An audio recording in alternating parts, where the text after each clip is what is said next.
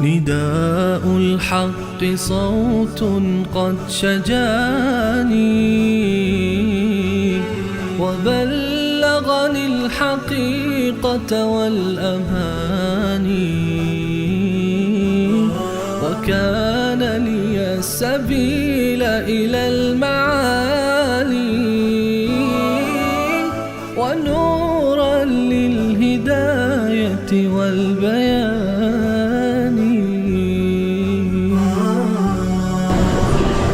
أعوذ بالله من الشيطان الرجيم.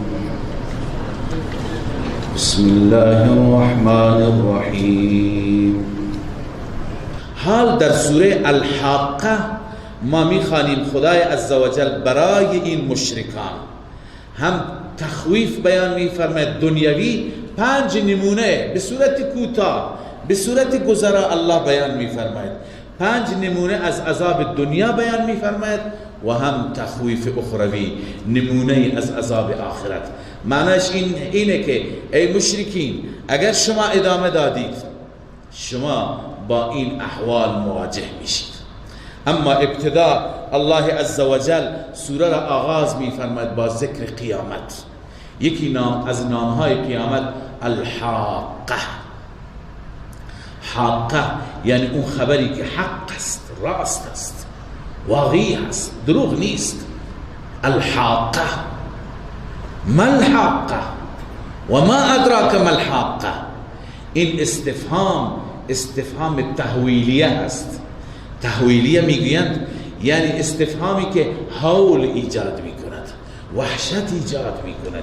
الله میفرماید الحاقه. ما الحاقه. چی هست الحاقه؟ گوشها را باز کن. معنیش اینه خداوند عزوجل زود جواب نمیده تا ماها گوشهایمون را باز کنیم. این چی شد؟ چیه؟ و ما ادراک ما الحاقه. خبر داری چی هست الحاقه؟ حاقه میدونی چی هست؟ الله جلوتر میگه حاقه چیه. اما قبل از اون تخویف دنیوی، اونهایی که حاقه را تکذیب کردند، اونهایی که قیامت را تکذیب کردند به چه سرنوشت بدی گرفتار شدند. کذبت ثمود و عاد بالقارعه. 2 نمونه اینجا هستند، یکی ثمود یکی عاد. گرچه عاد از نظر تاریخ قبل از ثمود بوده، اما به خاطر وزن و سجع کلام یا حکمت های دیگری که الله بهتر میداند ثمود را مقدم کرد. نوح از همه اینها قبل جلوتر بوده، اما در آخر ذکر نوح می آید. لذا الله می فرماید نمونه اول ثمود، نمونه دوم عاد. این اقوام تکذیب کردند قارعه را. الان نام دیگر حق قارعه هست. قیامت چندین نام داره. قارعه معنیش صدای درهم کوبنده. وقتی که قیامت بیاید با چنان صدایی آغاز میشه که اون صدا بعضی گفتن سور اسرافیل است، که سور اسرافیل آغازگر قیامت هست که گوشخراش است، جگرها را پاره میکند، همه چیز را در هم میکوبد. الله میفرماید کذبت ثمود و عاد بالقارعه. قوم ثمود، قوم عاد تکذیب کردند قارعه را. نتیجه تکذیب چی شد؟ فاما ثمود فاهلكوا بالطاغیه. اما ثمود هلاک شد با طاغیه. طاغیه الصوت الشدید، صدای مهیب، صدای جگر پارکن، صدای گوشخراش، صدای صیحه جبرائیل بود که جیغی کشید، فریادی زد، اینها در دم جان دادند و کشته شدند. و اما عاد فاهلكوا بریح صرصر عاتیه. الله می فرماید اما قوم عاد هلاک شدند با طوفانی که سرسر میگن بادی که یخبندان باشد، خیلی سرد باشد. عاتیه به اون باد میگن سرکش که خیلی سرعتش بالا باشد. گاهی بادها هستن سرعتشون بالاتر از 100 کیلومتر 200 کیلومتر، چقدر ویرانی درست میکنن. اون از اینها بیشتر، اونطوری که قرآن تعریف میکند، بسیار شدید، بسیار تند میوزید. سخرها علیهم، برای 1 ساعت و 2 ساعت نبود، 1 روز باد میاد تمام شهر را خراب میکنه. الله می فرماید مسخر کرد این باد را، این طوفان را الله بر آنها 7 لیال، 7 شب و 8 ایام و 8 روز، 7 شب و 8 روز پیاپی، حسوما به معنی پیاپی. حسوم بعضی گفتم متواتر پیاپی، بعضی گفتم حسوم یعنی شوم، فی ایام نحسات در جای دیگه میخوانیم. بادی بود که شوم بود، یعنی در حق اونها شوم بود، در حق اونها نحس بود. فتر القوم فیها صرعا، الله می فرماید میدیدی قوم را، میدیدی انسانهای تنومند و نیرومند قوم عاد را که صرعا جنازه هایشان افتاده بود روی زمین، کأنهم اعجاز نخل خاویه، اونها مثل این بودن گویا اونها تنهای درخت خرما هست که خاویه، از تو خالی شده و خراب شده. یک درختی که پوسیده بشه، تهش خالی بشه. این جنازه ها اینا انسان های نیرومندی بودن. الله عزوجل در سوره فجر از اینها تعریف میکند التي لم یخلق مثلها فی البلاد، مثل اینها در شهرها آفریده نشده، از بس که اینها قداور بودن، نیرومند بودن. لذا معلوم میشه که قدشون به اندازه نخل خرما بود، هر یکی 10 متر و 15 متر قد داشت. الله می فرماید مثل درخت خرما افتاده بودن. فهل ترى لهم من باقیه، ای مخاطب امروز از اونها اثری میبینی؟ من باقیه، کسی هست من نفس باقیه، صفت نفس مقدره، هیچ کسی که از اون نسل باقی مانده باشه میبینی؟ پس نمیبینی، عبرت بگیری. اینطور انسانهایی هم بودن، خدای قهار اینها را نیست و نابود کرد.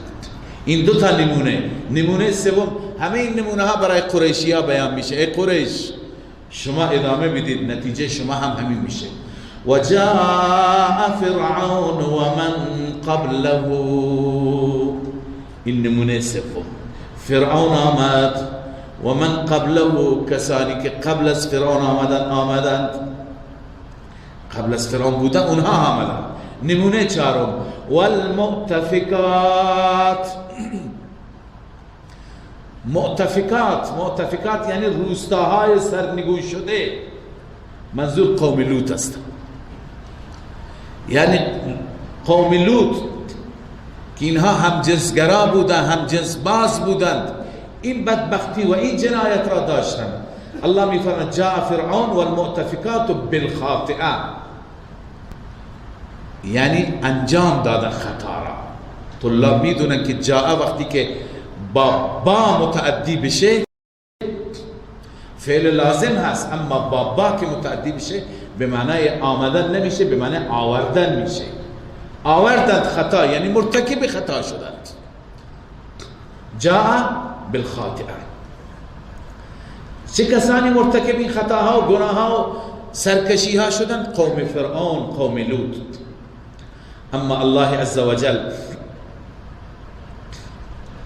می فرماید اونها هم عذاب خودشون را دیدن. ما خواندیم در قرآن فرعون چطور غرق شد، اینجا هم الله اشاره کرده. و اونهایی که روستاهایشون سرنگون شدن چطور سرنگون شدند. این 4 نمونه. نمونه 5، انا لما طغى الماء حملناكم في الجاریه. ای انسان های موجود، ای مخاطبین قرآن، ای مردم مکه، وقتی که آب طغیان کرد، آب بالا زد،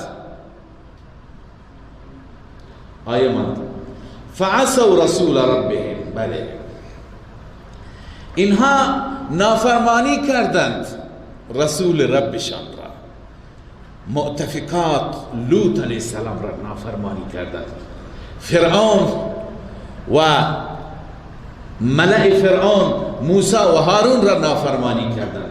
فعصوا رسول ربهم فاخذهم اخذة رابیه.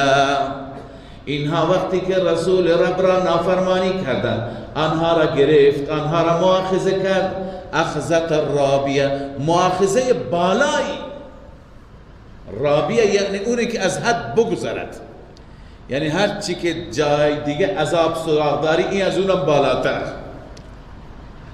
هر چی که گرفت و مؤاخذه سراغ داری مال اینها از اونم شدیدتر. معنی رابیه این است، بالاتر. خب پنجمی الله عزوجل می فرماید پنجمین حادثه اون حادثه ای هست که ما شما را و نسل شما را از اون حادثه نجات دادیم. چون که وقتی که طوفان نوح آمد، بنابر قول درست همه انسان ها، مختصر بودن اون زمان انسان ها، زیاد هم نبودن، همه انسان ها نابود شدند.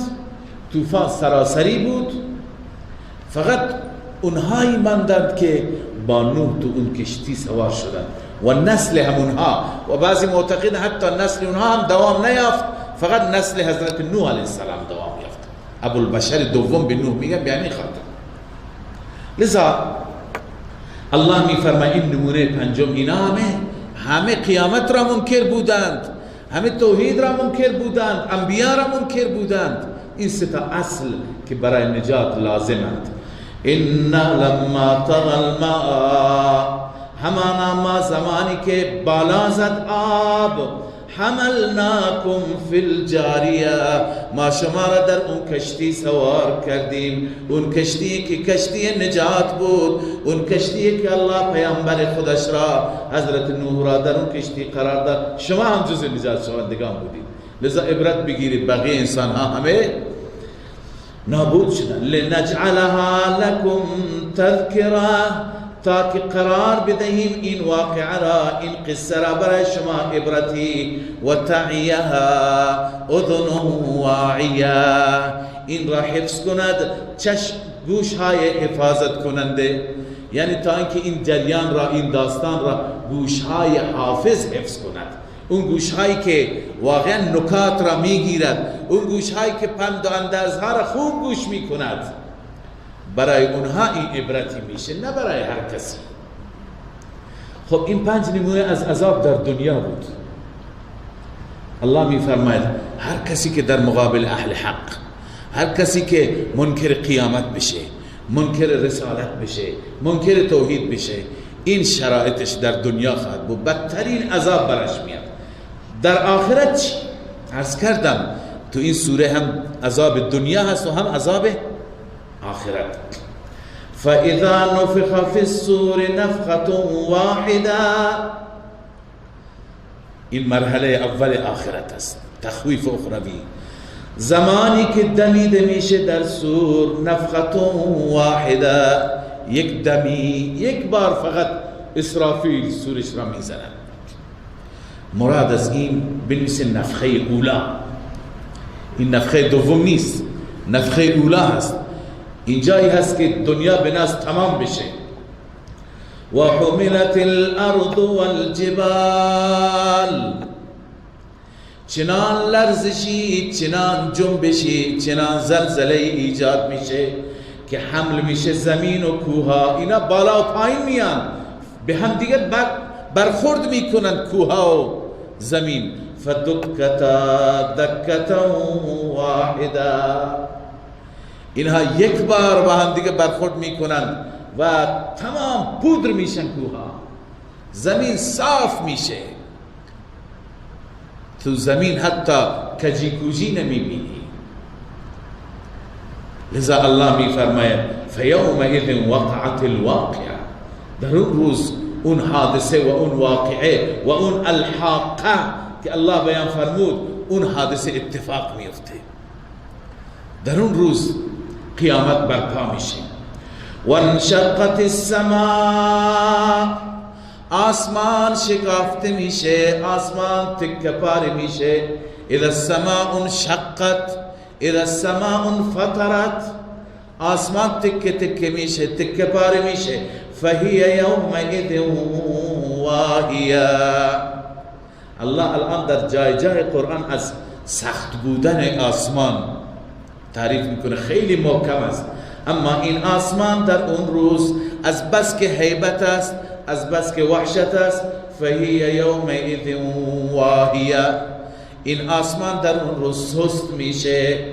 والملک علی ارجائها، فرشتگان اطراف آسمان هستند، اطراف و در کنارها تماشا میکنن، فرشتگان هم در وحشتند. و یحمل عرش ربک فوقهم یومئذ ثمانیه، حمل میکنن عرش پروردگار را بالای این آسمان ها در اون روز 8 از فرشتگان. الان 4 تا هستند، در اون روز وحشت زیاد میشه، 8 تا میشه. 8 عدد، معنی این عدد چیه؟ الله بهتر میدونه. بعضی مفسرین گفتن چیزهایی، مثلا عبدالله ابن عباس طوری که اشاره میکنه اینها 8 تا تیپ هستن، 8 تا گردان هستن، 8 مجموعه هستن که در میان هر یکی شاید هزاران و میلیون ها فرشته باشد. چنانچه تفسیر قرطبی نوشته قال ابن عباس 8 صفوف من الملائکه، 8 صف هستند که اینها حاملین عرش هستند. لا یعلم عددهم الا الله، عدد اونها را بغیر از الله نمیدونه. جای جای الله عزوجل یک سری اشارات میکنه از اون عالم که ما هنوز هیچ چی نمیدونیم، صفر هم نمیدونیم. خدا میدونه چه. الله عزوجل خلائقی داره، چه مظهر قدرتی داره و شاید اگر برای ما گفته بشه ما با این عقل کوچک نفهمیم یعنی چه. لذا الله می فرماید یومئذ تعرضون، اون روز که قیامت میشه، الله سختیش نجات بده.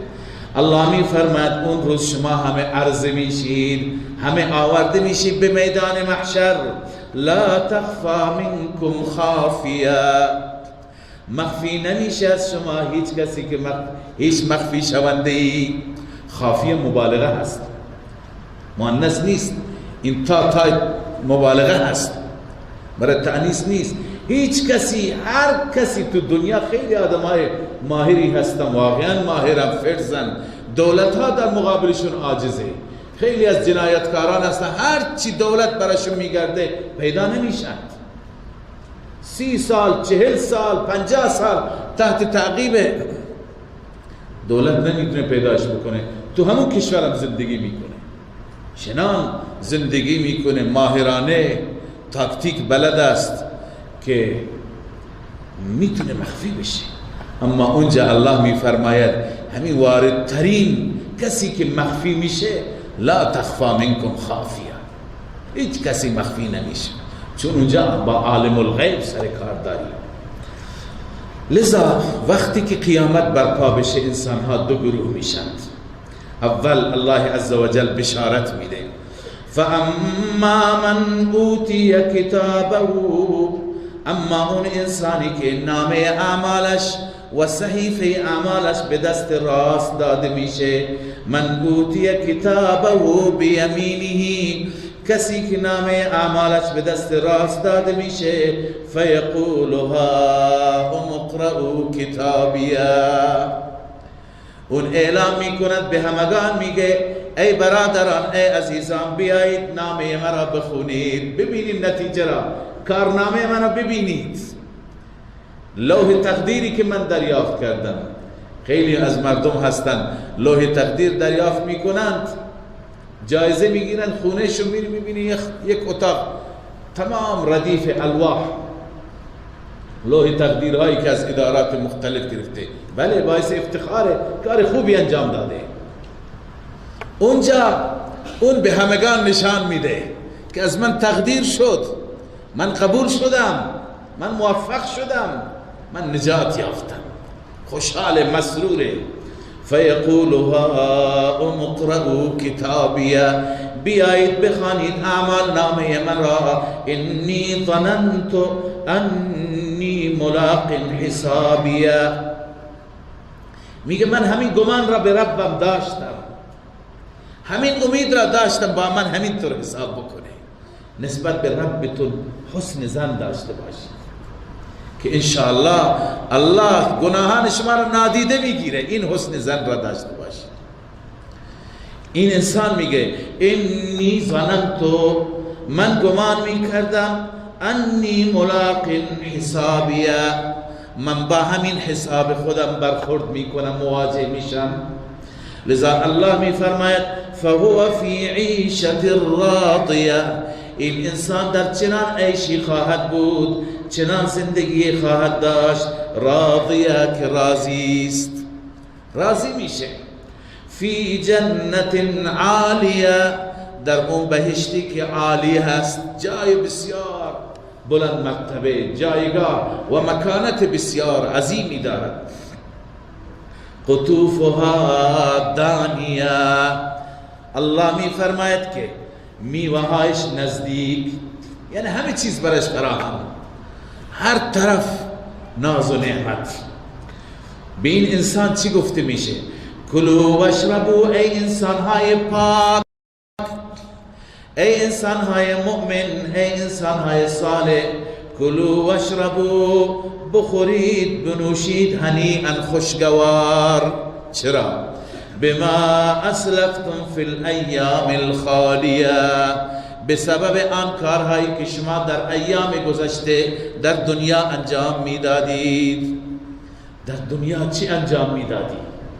کار نیک، نماز، روزه، صدقه، حسن خلق، برخورد حسنه، همه چیزت خوب بود.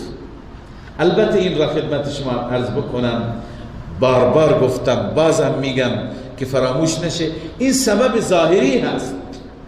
اعمال ما سبب ظاهریه که ما به بهشت میریم. سبب حقیقی چیه؟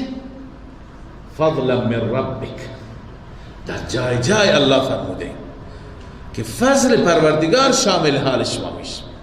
اما سبب ظاهری همین 4 رکعت نماز، این طاعتی که میکنی، از الله فرمان میبری، گناه نمیکنی، خودت را حفاظت میکنی تو دنیا، حرام نمیخوری، این سبب ظاهری.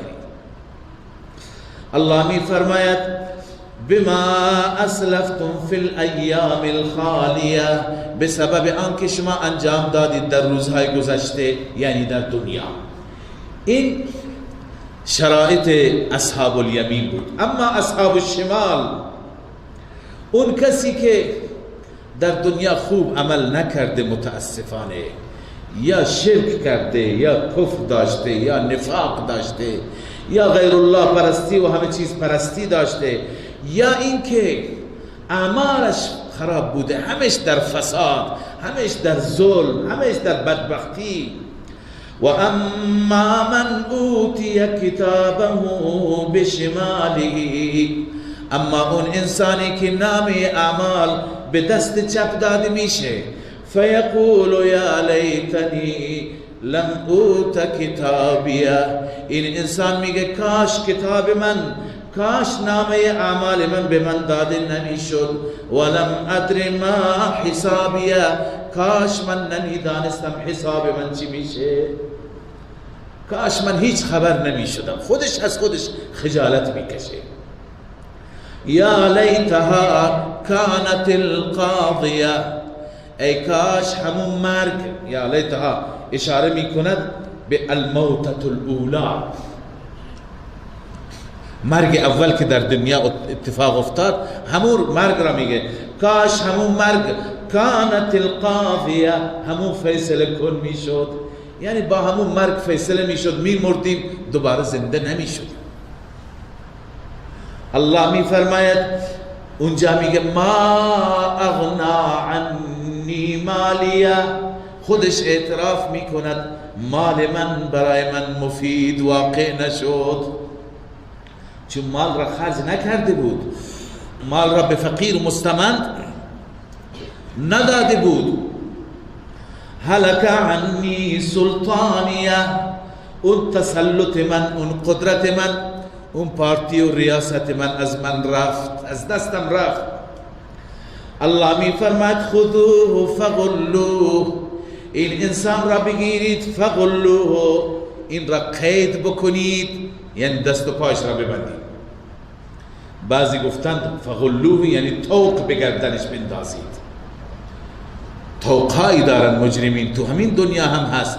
کسی که واقعا جرم میکنه و حکم میخوره تو زندان میبره، اول گردن بندی، ازش عکسی هم میگیره، همین طوق هست، به عنوان یک مجرم تو پرونده ها ثبت میشه.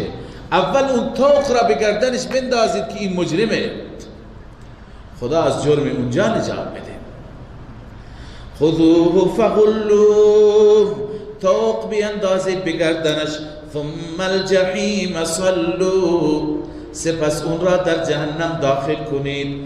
ثم فی سلسلة ذرعها 70 ذراعا فاسلكوه، سپس این را در زنجیری که طولش، ذرعها یعنی طولش 70 ذراع هست، فاسلكوه، داخل کنید و ببندید.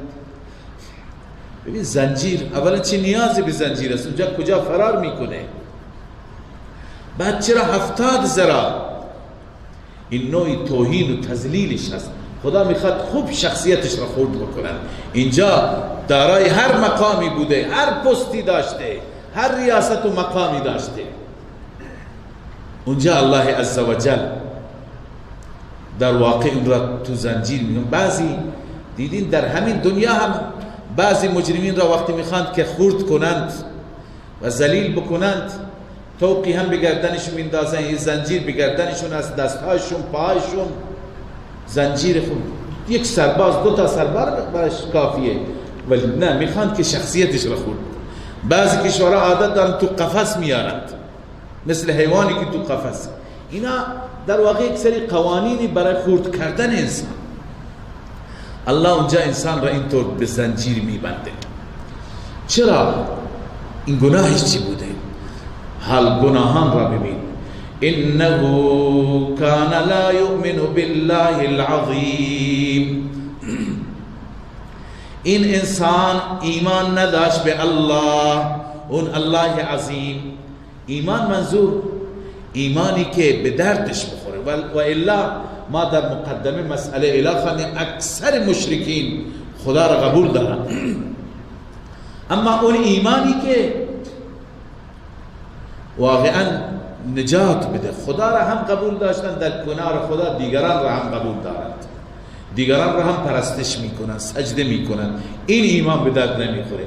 ایمانی که همراه با توحید باشد، ایمان یعنی یکتا پرستی، این در دنیا نداشت. پس ببینید یک اصطلاحی قبلا برای شما خدمت شما عرض کردم که 2 چیز هستن سبب نجات ما میشن. یکی التعظیم لامر الله، دوم الشفقه علی الخلق، یعنی نسبت به دستورات الهی ما تعظیم داشته باشیم، احترام، هر چی میگه از عقاید، از اعمال، همه را انجام بدیم. این را به تعبیر دیگه میگن حقوق الله. دوم الشفقه علی الخلق، نسبت به خلق خدا، اما از انسان و حیوان و غیره ما شفقت داشته باشیم، حقوق اونها را هم به رسمیت بشناسیم. این 2 چیز هستند. این آقایی که به این حالت زار گرفتاره، هر دو را رعایت نکرده، نه تعظیم لامر الله داشته، نه شفقت علی الخلق داشته، نه در باب عباد خیری در وجودش بوده و نه در باب حقوق الله. لذا الله می فرماید انه کان لا یؤمن بالله العظیم، فساد عقیده، این ایمان نداشته به الله، آن الله عظیم و بزرگ. ولا يحض على طعام المسكين. این شفقت علی الخلق است، فساد عمل و بر طعام مسکین دیگران را تحریک نمی کرده، تشویق نمی کرده، یعنی خودم انجام نمی داده، دیگران را هم نمی گذاشته. فلیس له اليوم هاهنا حمیم. این انسان مجرم امروز در این جهنم هیچ دوست صمیمی ندارد. ولا طعام الا من غسلین. و برای این انسان هیچ خوراکی نیست، هیچ غذایی وجود ندارد الا من غسلین، مگر از غسلین. غسلین میگویند بلا نسبت اون چرکی، اون آبی که از زخمهای مجرمین، از زخمهای بدنشون میریزه و یک جا جمع میشه، اونها رو میخورند. ولا طعام الا من غسلین لا یأکله الا الخاطئون. اونها را نمیخورند مگر انسانهای خاطئ، انسانهای کافر و مشرک که زندگیشون با خطا، در زندگیشون همش اشتباهات است. فلا اقسم بما تبصرون و ما لا تبصرون. بعد از اینکه خدای عزوجل احوال هر دو گروه را بیان فرمود، هم اصحاب الیمین و هم اصحاب الشمال، هم جزای اونها را هم کیفر اینها را، حال الله عزوجل سوگند یاد می کند بر اینکه این کلام کلام حق است. یعنی ای بندگان این را باور کنید، به این اعتماد کنید، اعتقاد پیدا کنید، عمل کنید. الله عزوجل همیشه در آغاز سوره ها یا در پایان سوره ها تأکید می کند بر قرآن که اول باید خود قرآن را باور داشته باشی تا بعدا قرآن را بر قرآن عمل کنی. لذا الله می فرماید فلا اقسم بما تبصرون. سوگند به آنچه که می بینید و آنچه که نمی بینید. ما تبصرون و ما لا تبصرون. ما چه می بینیم؟ زمین رو می بینیم، آسمان را می بینیم، خورشید را می بینیم، ماه را می بینیم، ستاره را می بینیم. به اینها خدا قسم یاد کرده. و السما فرموده، و النجم فرموده، و الشمس فرموده، و الارض فرموده. به همه اینها خدا سوگند خورده. خیلی اصلا تو نمی بینی، عرش را نمی بینی، لوح را نمی بینی، کرسی را نمی بینی، فرشتگان را نمی بینی.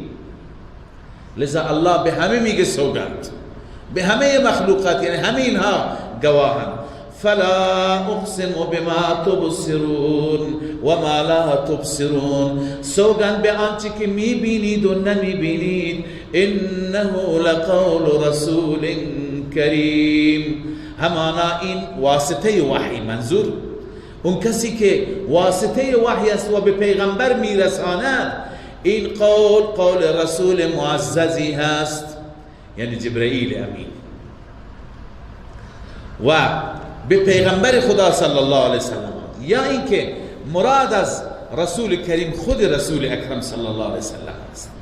اما این قول جبرئیل هست که به پیغمبر خدا عزوجل رسانده. چون که در سوره والشمس داریم که انه لقول رسول کریم ذی قوة عند ذی العرش مکین مطاع ثم امین.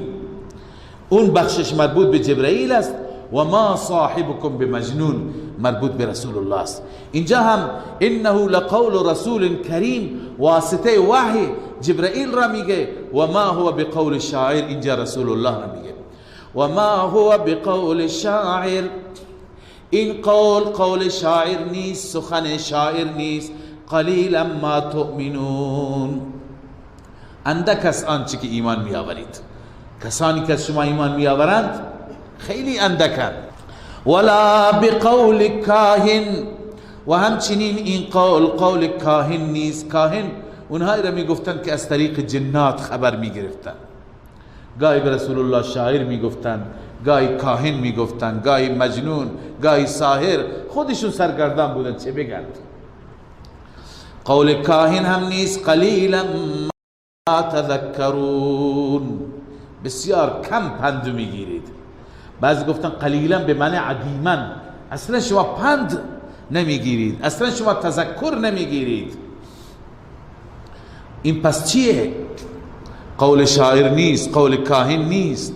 تنزیل من رب العالمین، این کلام نازل شده از جانب رب العالمین. هیچ کسی نمیتونه بر علیه ما کلامی درست کنه.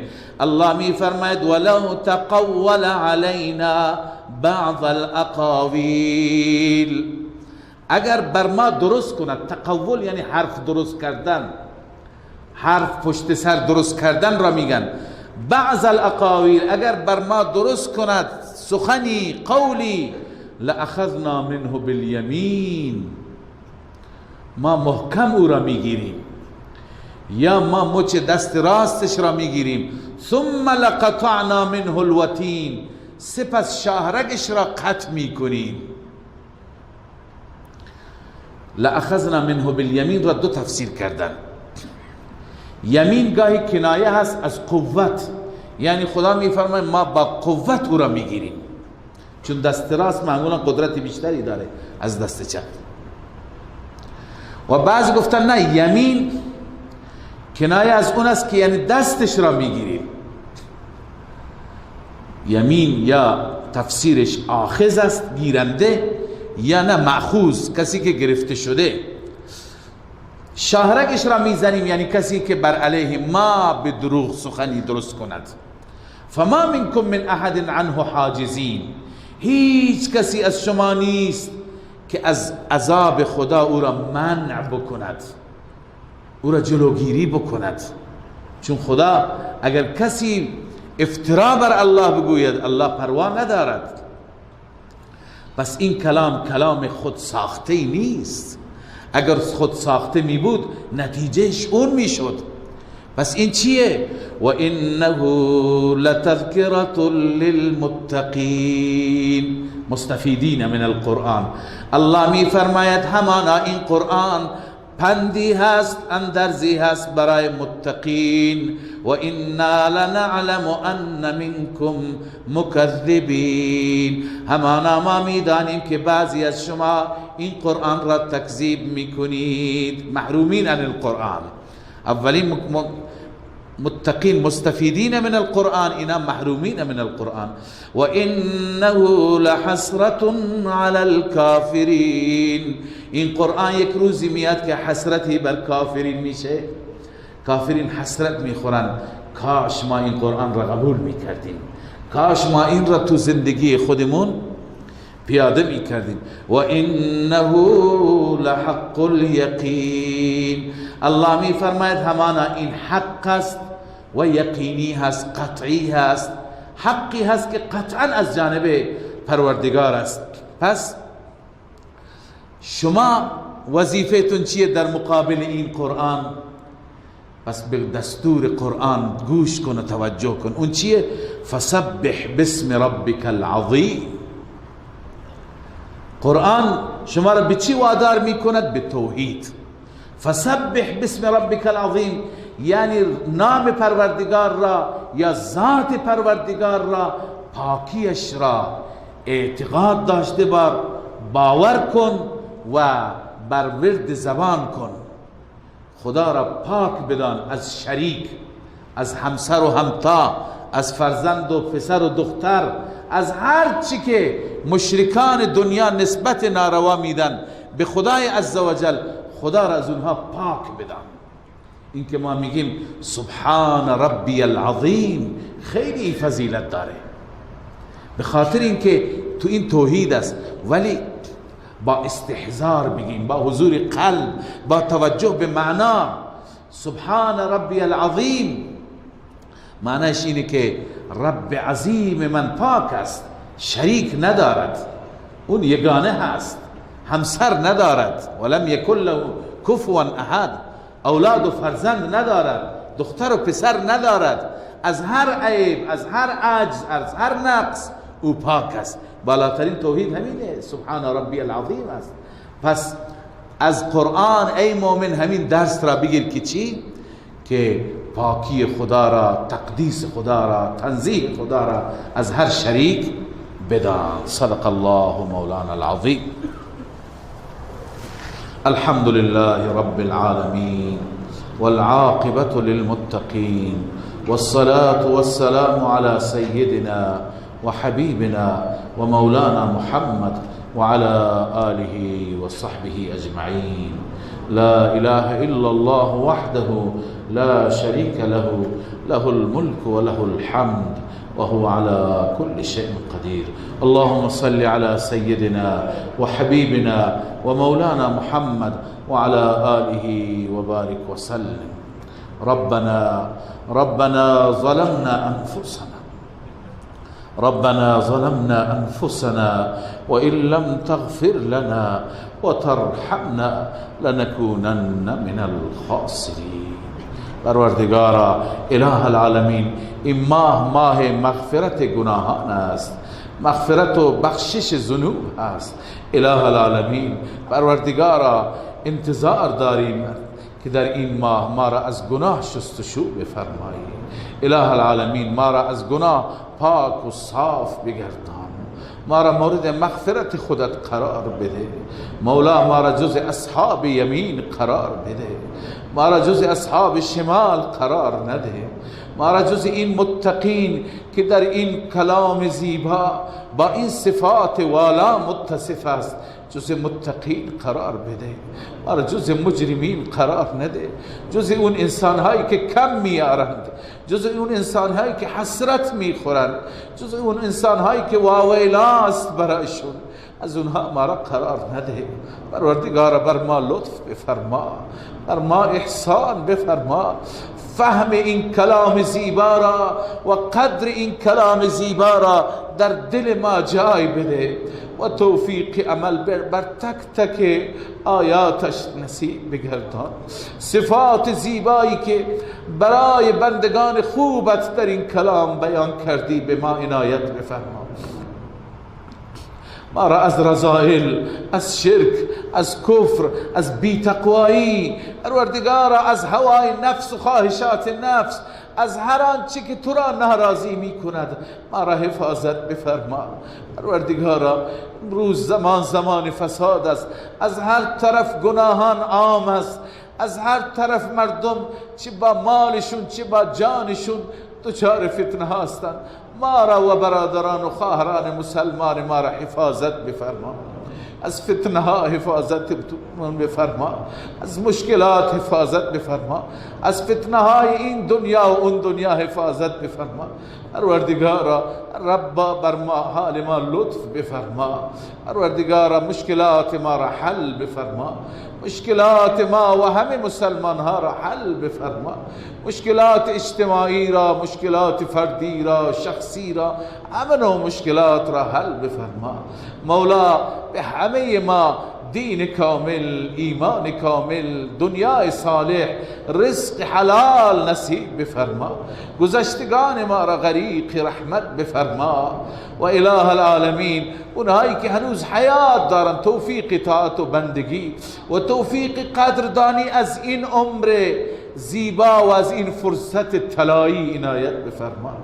پروردگارا زندانیان وسیله آزادیشون فراهم بفرما، همه مشکل داران مشکلشون را حل بفرما. عاقبت ما را به خیر بگردان، ما را در این ماه رمضان از اهل توفیق بگردان، ما را محروم و شقی نگردان، ما را مشغول به قرآن بگردان، ما را مشغول به یاد خودت بگردان. پروردگارا ما را بیشتر مشغول به خوابیدن و خوردن و نوشیدن نگردان. پروردگارا ربا به ما فهم و درک صحیح عنایت بفرما که ما از اوقاتمون حد اکثر بهره را و حد اکثر استفاده خوب را ببریم. از ما راضی و خوشنود باش مولا و همیشه در طول زندگی به ما توفیق بده در مسیری که تو راضی هستی در اون مسیر زندگی بکنیم. خاتمه ما را با ایمان بگردان و آخرت ما را آباد بفرما. ربنا تقبل منا انك انت السميع العليم وتب علينا انك انت التواب الرحيم. آمين آمين برحمتك يا ارحم الراحمين.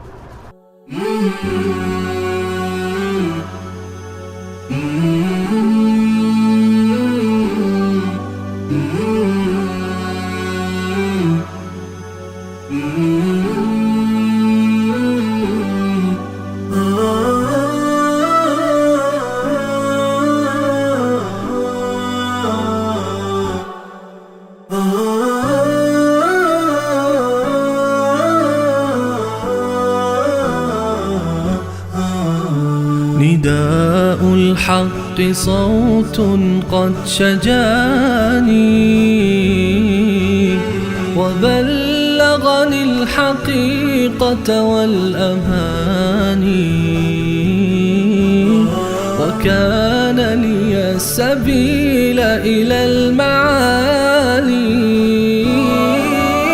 ونورا للهداية والبيان